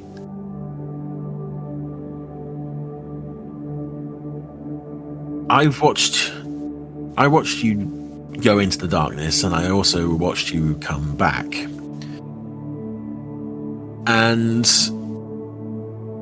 people have been saying that you are the one hope, you are the only hope for saviors in the world. And then meeting you and hearing you express doubt about yourself was a bit of a wake-up call. And I apologize if I was harsh with you. That's okay. I mean, people have expectations. It's a very mortal trait. It's, nothing to be apologetic about. Well, I appreciate it. I'm gonna get some sleep. Very well. I will follow you both in soon. Okay. Lead the way, Schnicht. And they head off into the forge building.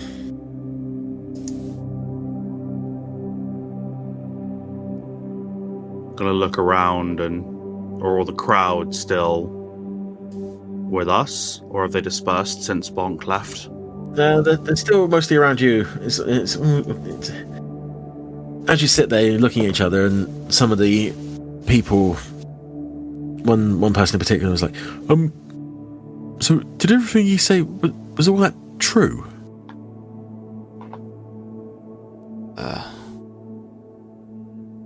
I don't know. I mean, yeah. We have no reason to lie about anything. So we're not the only ones. It would seem not. You sound slightly disappointed. Odd, isn't it? I don't know. I think we just got so used to being... I think we'd accepted that we were the last ones. It's good. It's good that we're not. But after living your truth for such a while, having this new news is going to take some getting used to, right? Yeah. Yeah. No, it's good. It's good. It's a good thing. Yeah. Yeah. Right, everybody. Right, yeah. And the crowd starts to kind of, yeah, no, he's right, yeah, no. But it's clear that a lot of people shared his, feelings on the subject. No. So, and people start to say, well, what if they say, did you hear him say that the gods are still alive? So no, there won't be. No. Lord Bonk wouldn't allow it. He's the only god around here. Yeah. Hey, you need to quit that shit. He already feels enough pressure without you putting that on him. There is power in faith and there is power in names. But Bonk, he's a bugbear. We know him. We have known him for a long time. Longer than you. I've known him for about 20 years. So what if we spent 20 of those years dead? We still knew him longer. In any case, if Bonk says he's not a god, I believe him. He's my friend. I mean, he's very humble, though. He might just be saying that. Mm-hmm. Well, until he ascends, he is not. Well, I guess it remains to be seen. Okay, just don't want you lot getting all Jim Jonesy about this shit, you know? What's a Jim Jones? Yeah, he's that guy. I thought that Jim Jones was some things you wear to bed. Or is that a translation issue? I thought it was a drink. Possibly. Well, the crowd begins to disperse following this. Muttering to themselves, the feeling not quite as jovial as it has been previously. There's a lot of discussion.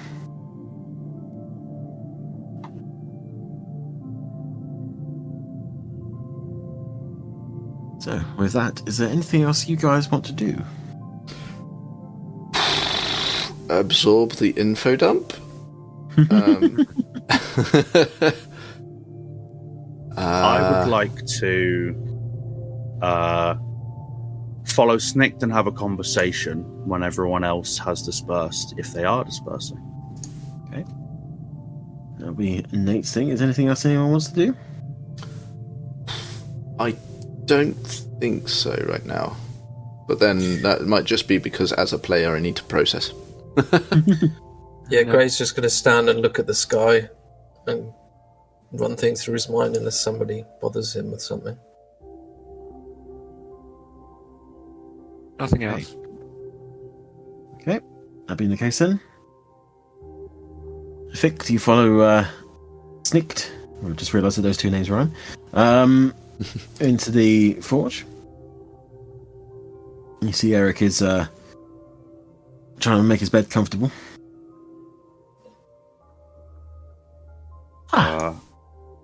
Friend Fichte, what can I do for you? Herr Snicked, I wondered if you had had any luck with the things I'd brought you. Ah, the potions you requested, yes? Yeah. Let me see. They should be ready. They've been fermenting for the past few hours. I would have a look and see what state they are in. I have no knowledge of this side of the work, so I do apologize if I am rushing the process. Oh, no. I am just curious. Let us see what we can make. Trying to find my table. Bear with me.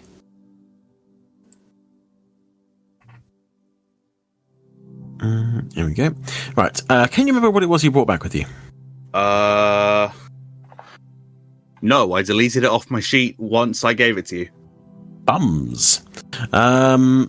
There were some poisonous things. There were some No, there weren't any exotics. I had curative, reactive, and poisonous, but I don't remember the quantities nor the rarities. Okay. I think it was 2 curative, 2 reactive. And there was 1 poisonous then. Because I had everything except exotic. Okay, cool. Because I'm curious as to what exotic will be. Alright, bear with me.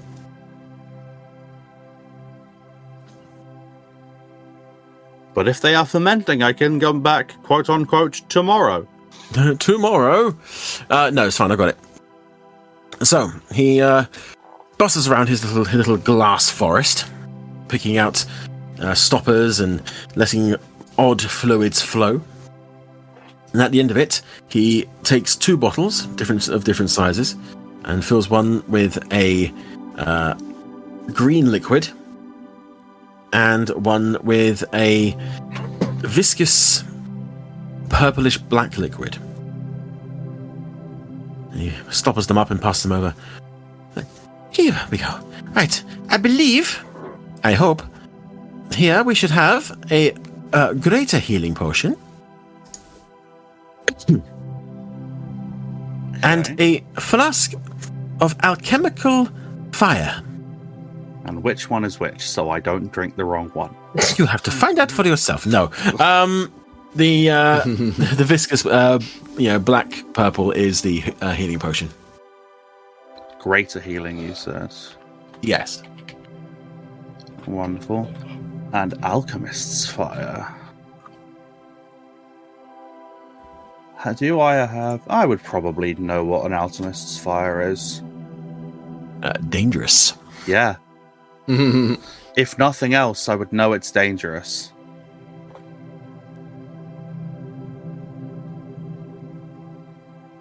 Okay. Being handed these, I would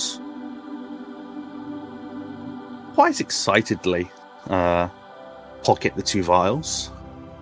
And I would also... I think I'd ask him...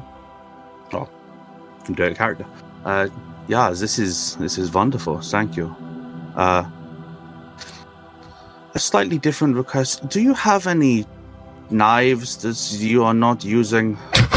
I seem to have lost some of mine on the most recent excursion, and I don't know where to buy any in a world that does not have shops or money anymore. That is fair. The knives I use tend to be quite small for the... I don't know, what accent was that? No. Oh, no. The knives I use are quite small. They are for the chopping of the ingredients. But I would recommend that if you wish to have knives made, you will speak to a blacksmith. And where is he? Behind you. And I will turn. If you remember, this building is a half forge, half alchemical laboratory. I forgot that. Who is the blacksmith? I wrote it down, but I am dumb. Oakenheart. Oakenheart, yes. Yes. It's in the other bit of my notes. Let's rewind that little bit there and go, Oakenheart, are you there? Add that in a German accent. Oakenheart is there, yes. However, he has actually tamped down the forge for the evening because it is, the night time. Yeah. And it's like, yeah, no, sorry, what did you want again? I seem to have lost some of my daggers when we were out on our mission. I was wondering whether you have any spare or whether you could make any. I don't. Yay big. And just pull out one of the simple daggers that I've got. Okay. He looks and goes, oh yeah, no, I mean, I made loads of those back in the day. I don't have any lying around because we don't tend to make, things just to have lying around, but I can make them for you. I've tamped the forge down for the night, but I can make them tomorrow morning. Yeah, if you could make some for me and also some spares, because, well, I can't buy them anywhere. So I may be coming to you if they get lost more frequently than I'd like. Yeah. If you ever run out of the ones that you've made for me, if you can make a couple more, I would appreciate it. Yeah. I mean, I'm happy to do so. What I will ask though is if you happen to come across any scrap iron out in the world, if you want to bring it back for me to replace some of the stuff that I'm using. Of course, I can always keep a lookout. Because we can't exactly mine it out here. Yeah. Is that not something that Bonk can create for you? He's tried. The results were a bit odd. Right. Magic things. Okay. Yeah, there's a thing about steel. There's a thing about iron. And you can't really magic it. It's just kind of there. It's like a wizard once described to me that try and imagine magic as a kind of rubber sheet. And then iron is like a ball that you drop on the sheet and it bends the magic around it. Iron's difficult to magic. Yeah, okay. Is like a door with a metal lock. You can have a door, and you have to put the lock in, and then together they make something new. Yeah, that works, I think. Yeah, okay. Well, I will do my best to find you some iron, then, Oakenheart. It's kind of, if you take some iron, leave some iron. Yeah, okay. I haven't always subscribed to the leaving things behind thing, but I can learn. I would recommend doing so. Yeah. New place, new life, new learning experiences. Thank you. Yeah, no worries. Yeah, if there's anything else, I'll be getting my head down. No, you go ahead. Thank you. Snaked? Yes. Hi. And I'll lower my voice a little bit. Snaked, I wonder if you could help me out with something. Is maybe not your purview, but if we are all expanding our horizons, I would like to expand mine as well. I am not a very good fighter. I've always been very good at hiding and sneaking, but I know where to hit a target if I can. If there's any way to make that better or make the hit more effective, if I've learned anything from some of my old contacts, a little bit of poison in a wound can make a fight be very, very different. Do you have any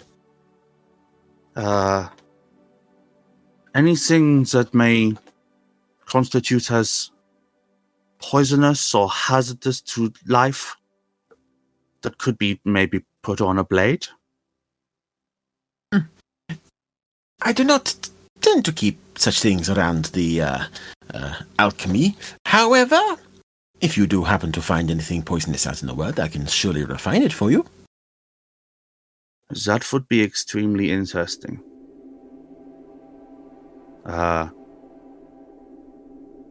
If I can put a well-placed blow somewhere and have a little bit of extra oomph, it may mean the difference between the phoenix for surviving or falling for a second time.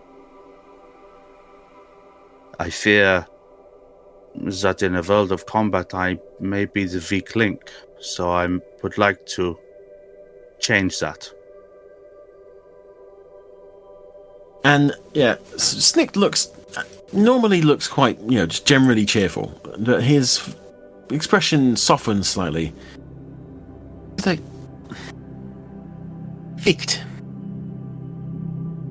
In my world, I was considered to be useless. With my old clan, I was different. I liked to make things. This is not recognized by my clan as being anything particularly useful. We were there to worship the Dragon Lord. I just wanted to make things. And I was good at making things. I would find these abandoned dwarf workshops, and I would make these little toys, and I would feel so proud. But then my brothers and sisters would find me, and they would smash what I'd made. Until one day, they got carried away, and they left me to die. And I would have died as well if it was not for Lord Bonk. Came to rescue me. We just happened to pass by and saw the potential in me.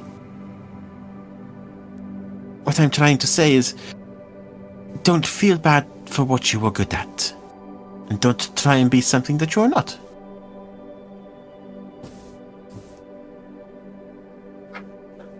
If I do not learn, I die. Again. Eventually.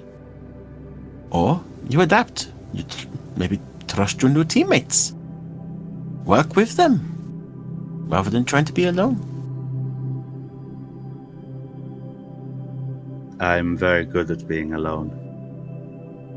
But is not being alone not what got you killed before? Maybe.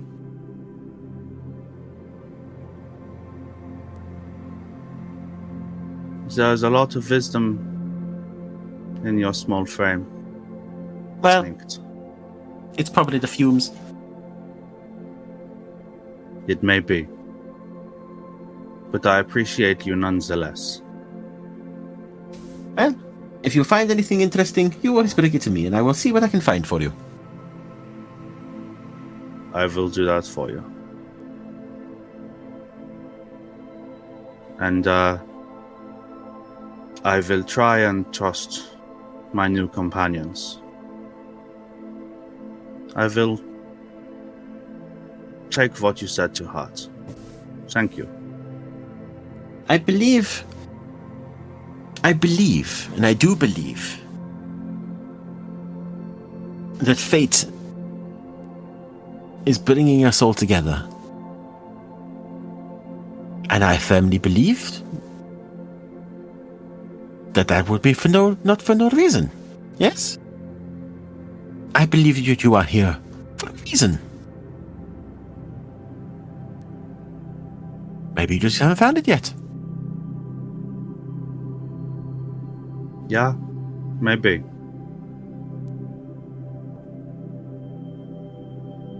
I will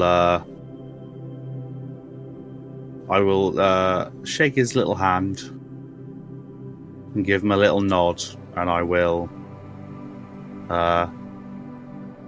I'll sit in the corner. I'll find a little dark corner and just rest there. Sit in the warmth of the forge. Yeah.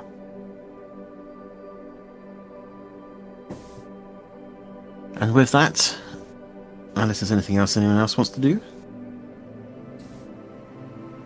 No. No. Okay. With that, I believe that we will call it for this evening. Oh, Lord Dump. Lord Dump. Holy shit, dude. I did say. You did. Feverishly writing constantly while I've not said much. How long did it take you to write that down? Most of the day. 4 months. It's all stuff that I've had in my head for ages. So I needed to get it down on paper so I could, like, get it out properly. Yeah. Yeah. I know what you mean. I know exactly what you mean. Oof. So yeah, I hope that it's not been too talky for you all. No, not at all. And yeah, I'm appreciative that you all were so accepting of it. Yeah, I think we are rapidly approaching the end of Chapter 1 of the Return of the Phoenix Four. And yeah. It's so it's so strange to have this world that was created so long ago and to have us fail, and then you take that entire world, turn it upside down on its head, and in game and out of give us a second chance. It's a lot, and it's exciting, and I'm loving it. Good. I'm pleased. Well then, So much. I need to listen to this whole episode another 3 times just to try and get all the information in my brain. Yeah. Oh, Yeah. Lord Dump. yeah, the dumpiest of lore dumps. Yeah, well, thank you very much, anyone who managed to, stick with us through that wall of words. And thanks very much for tuning in, everybody. It's been fun. I've enjoyed talking at you all for 2 hours. So yeah, tune in on Monday for Minecraft Monday if that's what you're into, and if not, be back next Thursday for the continuation of the story. And until then, Don't be a dick. don't be a dick. Don't be a dick. Don't be a dick. Good night. Good night, everybody. Cheerio.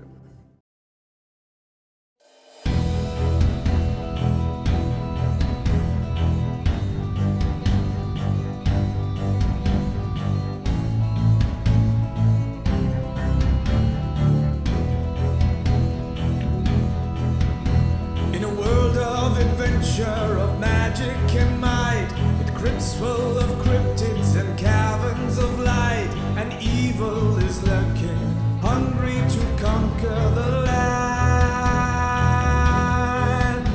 We're alone come for heroes, ready to march out to war. Destined for greatness, fighting like never before.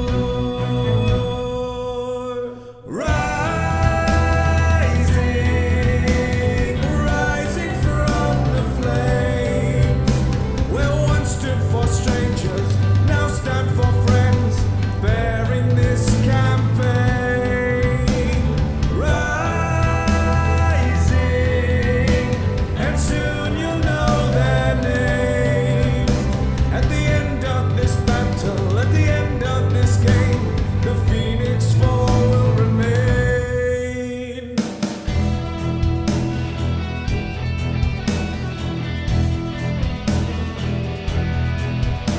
With fiery blade and thundering axe, with prayers of healing and a face-eating cat, nothing can damper their spirits or shatter their